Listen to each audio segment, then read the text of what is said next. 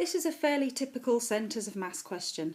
It starts off with a 2D shape that we find the centre of mass of, and then that's going to get hung up by some strings and it'll be in equilibrium, and we need to work out the tensions in the strings. And then the 2D shape is going to be bent and folded to make a 3D shape, which will show the centre of mass to be some coordinates that we're given. And finally we'll be looking at an angle. When this object is hung up from one of the points, it's usually an angle between the vertical and one of the lines within the shape. A bracket is being made from a sheet of uniform thin metal.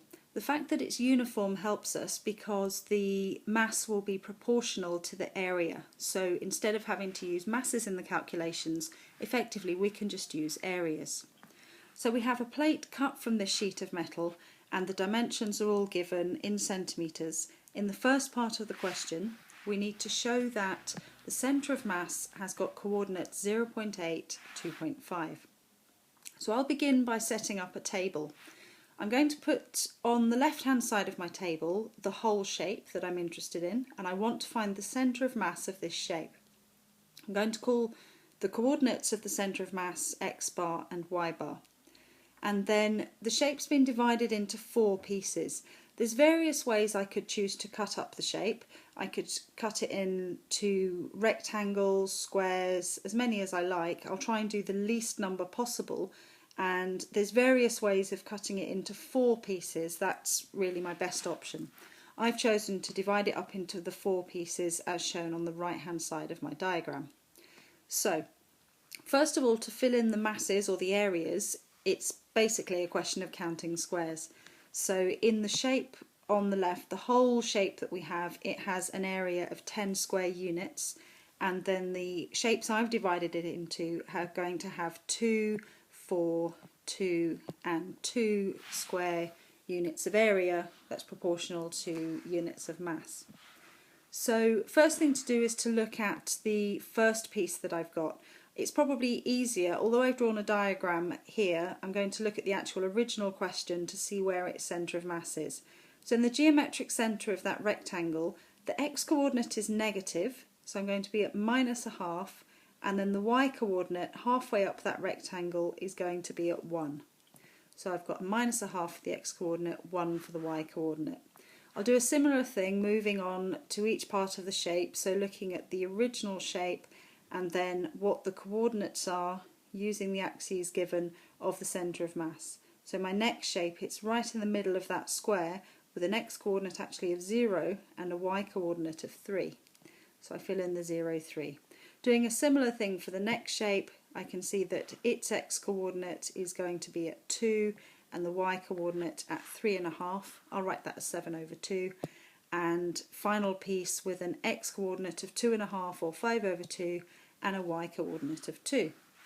Now I'm going to use the fact that the total mass, or the total area of the shape, that's what we're going to use, multiplied by its, let's say, x coordinate of centre of mass, will be the sum of the individual areas multiplied by the individual x coordinates. So in terms of x, I can have 10x bar is going to be equal to 2 multiplied by -1/2 plus 4 multiplied by 0 plus 2 multiplied by 2 plus 2 multiplied by 5/2. Now I can actually do all of this in one go with the x and y coordinates by writing them with vectors. So the total mass of 10 multiplied by x bar y bar is going to be made up of the mass of 2 multiplied by the x and y coordinates of the centre of mass for that piece, and then moving on to the next shape, that's an area of 4 multiplied by its coordinates of centre of mass written as a vector 0, 3, and so on. Now I'm going to show a bit more working to show how I've calculated it, because it did say that I was going to show that the coordinates were these given values. So I've been given the answer, I need to make sure I do enough working to show where those values are coming from.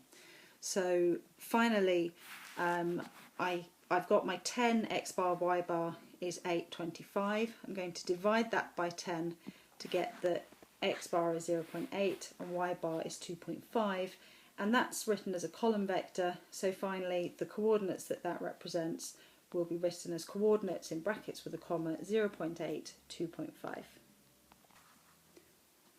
Moving on to part 2 then, the plate is hung using light vertical strings attached to J and H. The edge JH is horizontal and the plate is in equilibrium. It's important that it's in equilibrium, so I could resolve forces in a vertical direction, for example, and the forces upwards will be balanced by the forces downwards. And I'm also given that the weight of the plate is 3.2 newtons. Now the fact that it's a weight and not a mass, I need to be a little careful of. It's all very easy, people would just put 3.2 g, thinking 3.2 times 9.8, but we're already working with a weight in newtons, so we don't need to include an extra g. So I'd start with a diagram, and we were given in the previous part that the coordinates of the centre of mass of this shape were 0.8, 2.5. So even if I couldn't do the previous part of the question, I can still have a go at this question. So on my diagram, I've got a string attached at J, I'm going to call that tension TJ, and a string attached at H, the tension here I'll call TH. Then I've got my centre of mass, which is at 0.8, 2.5 coordinates, and its weight acting vertically downwards is 3.2 newtons. So this shape is in equilibrium. I'm going to take moments first of all.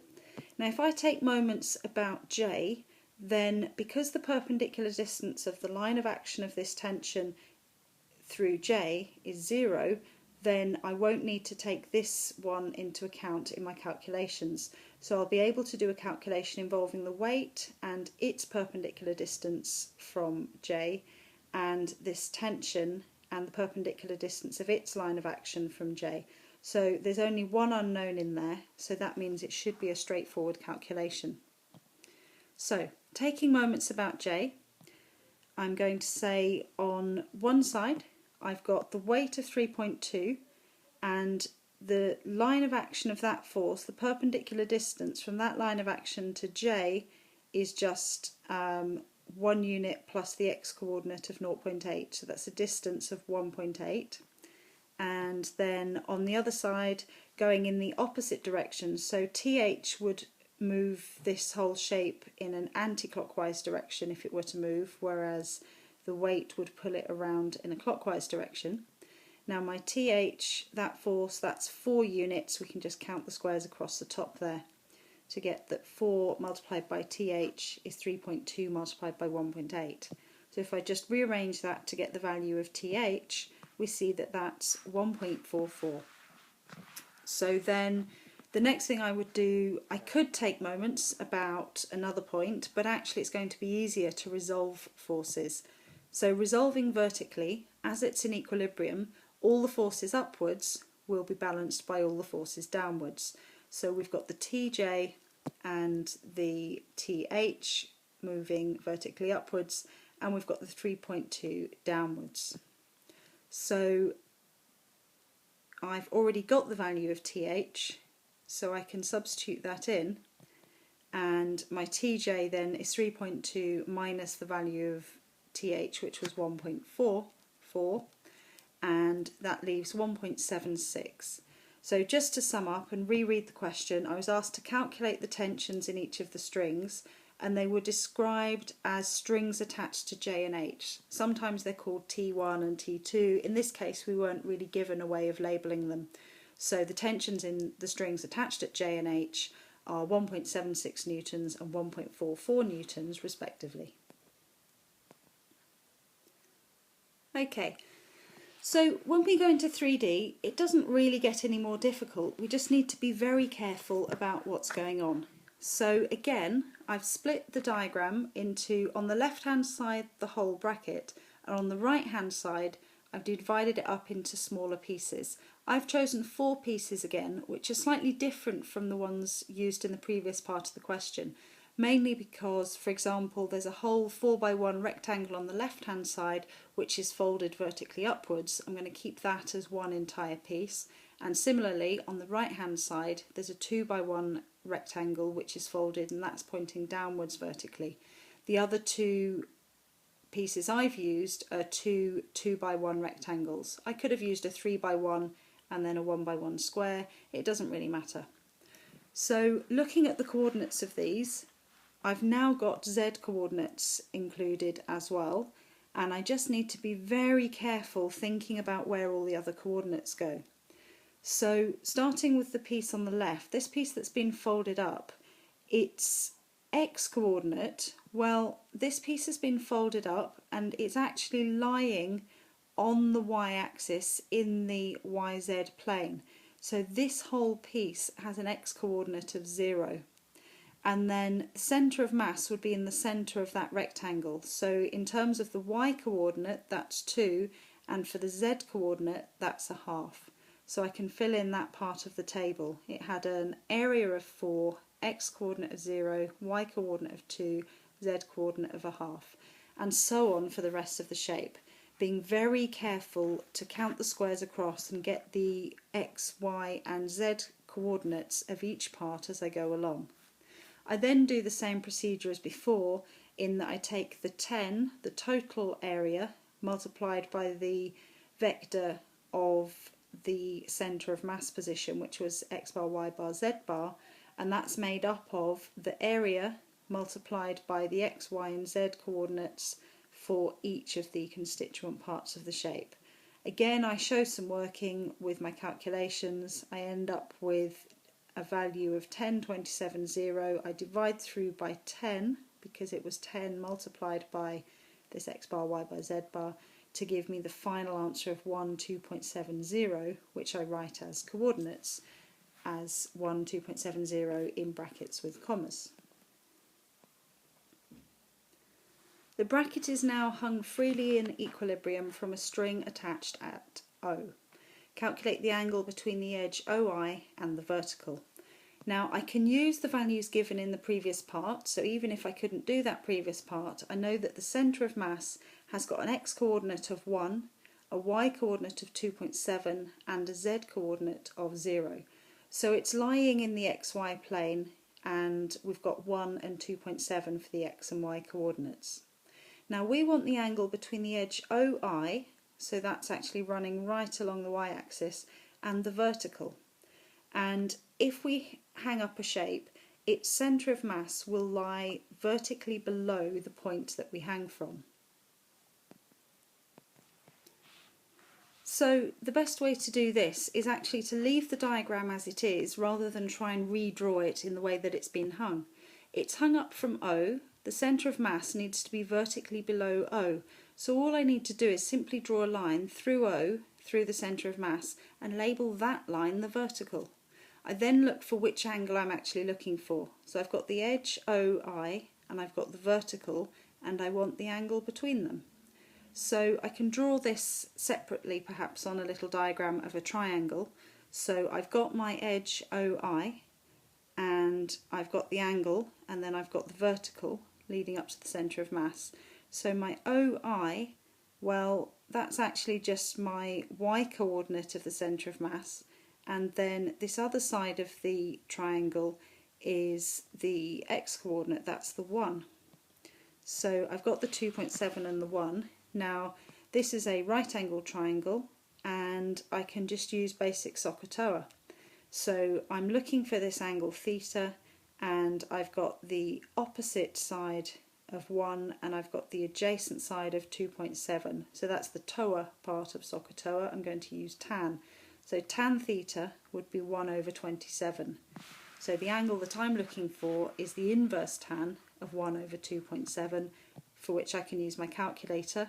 And standard practice is to round to 3 significant figures. So I've got 20.3, I look at the next digit, it's not a 50 or above, so I don't need to round. So my answer is 20.3, and that's degrees, and I'll just write down the rounding that I've done there. So looking at the mark scheme, well, there's not much to say really, apart from that there's lots of marks for method. This question involved a lot of show that questions, because they wanted you to be able to do parts of the question if you couldn't do the previous part. So there are lots of method marks, and there are marks given for getting to the given values. So lots of method marks and being able to deal with 3D, looking at all the correct components and finding the correct angle. So having good diagrams would help. And as is often the case, there are not many diagrams actually in the mark scheme, but I would expect to see diagrams and tables in the students' answers when they've been doing this question.